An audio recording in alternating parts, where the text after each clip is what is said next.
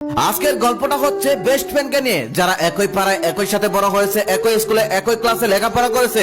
একটু মনোযোগ দিয়ে শোনেন, আমাদের প্রত্যেকের জীবনে এমন একটা হলেও বন্ধু আছে, দুজনের প্রতিদিন কথা না হলে দিন কাটতো না।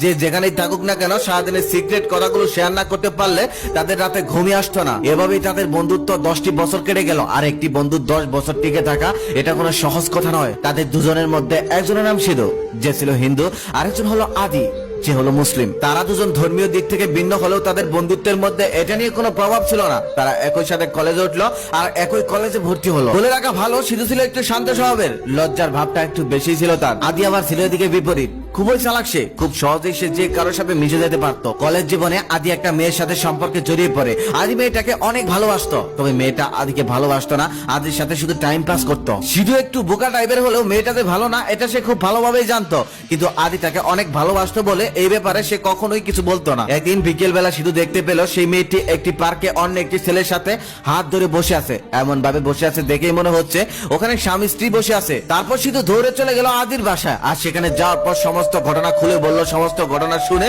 আদি রেগে গিয়ে সিধুকে মারলো এক থাপ্পড়। থাপ্পড়টা খাওয়ার পরেও সিধু কোনো প্রতিবাদ করলো না। আস্তে করে আদির বাসা থেকে চলে আসলো আর নিজের বাসায় এসে ডায়েরিতে লিখে রাখলো সেই থাপ্পড়ের কথা, একটি ব্যাড মেমোরিজ হিসেবে। তারপর প্রায় অনেকদিন কেটে গেল, তবে তাদের মধ্যে আর কোনো যোগাযোগ হলো না। আদি মেয়েটাকে এতটাই বিশ্বাস করতো যে কিনা 10 বছরের পুরনো বন্ধুটার কথাও বিশ্বাস করলো না এবং উল্টো তাকে থাপ্পড়ও মারলো। কিন্তু একদিন বিকেলে আদি নিজেই দেখতে পেল সেই মেয়েটি অন্য একটি ছেলের সাথে খুব ক্লোজ ভাবে ঘুরে বেড়াচ্ছে। এটা দেখার পর তার কান্না চলে আসলো। এক পর্যায়ে কেঁদেও ফেললো, কিন্তু তার কান্নার কারণ ওই মেয়েটি ছিল না। তার কান্নার কারণ ছিল তার বন্ধুকে এই মেয়েটির জন্য সে থাপ্পড় মেরেছে। তারপর আদি দৌড়ে চলে গেল সিধুর বাড়ির সামনে। সেখানে গিয়ে দেখলো একটি স্কুল মাঠে সিধু মন খারাপ করে বসে আছে। তারপর আদি তাকে জড়িয়ে ধরে কান্না করতে লাগলো আর বলতে লাগলো, বন্ধু তুই যা বলেছিলি সবই সত্য, ওই মেয়েটা খুবই খারাপ। সেদিন আমি তোর কথা বিশ্বাস না করে তোকে থাপ্পড় মেরে অনেক ভুল করেছি, তুই আমাকে ক্ষমা করে দে। তখনও সিধু রাগ করলো না, সমস্ত কিছু ভুলে গিয়ে উল্টো আদিকে সান্ত্বনা দিতে লাগলো। এটাই হচ্ছে প্রকৃত বন্ধুর উদাহরণ। বন্ধুত্বের মধ্যে রাগ, অভিমান, হাসি ঠাট্টা সবকিছুই থাকবে, তারপরেও দিন শেষে বন্ধুই হলো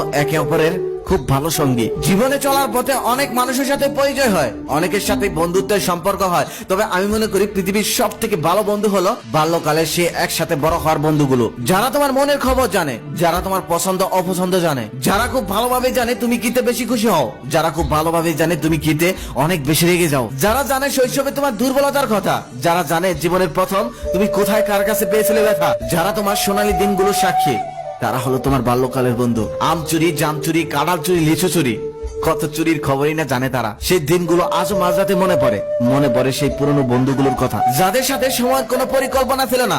এক আড্ডায় দিন কেটে যেত, বাড়ির কথা মনেই থাকতো না। তবে জীবনের ব্যস্ততার জন্য আজকে আর সেই প্রিয় মানুষগুলোর সাথে দেখা হয় না। কর্ম ব্যস্ততায় সবাই অনেক দূরে। কোনো উৎসবে হয়তো কারো কারোর সাথে দেখা হয়, তবে আর সবার সাথে দেখা হয় না। দেখা হলেও আর আগের মতো আড্ডা হয় না, কারণ এখন আর এত সময় কারো কাছে নেই, সবাই যে যার মতো ব্যস্ত। সেই শৈশবের প্রিয় বন্ধুগুলোর উদ্দেশ্যে একটাই কথা, যেখানে থাকিস, যেভাবে থাকিস, ভালো থাকিস। যদি বেঁচে থাকি আবারও দেখা হবে কোনো একদিন, হয়তোবা সেটা অনেক পরে, তবে দেখা হবে। প্রত্যেকের জীবনে শৈশবের এমন বন্ধু আছে, তবে কখনোই বলা হয়নি বন্ধু তোকে ভালোবাসি, তবে অনেক মিস করি তাদের। এই ভিডিওটা দেখতে দেখতে যদি তোমার এমন কোনো বন্ধুর কথা মনে পড়ে যায়, তাহলে শেয়ার করতে পারো সেই বন্ধুকে এই ভিডিওটা।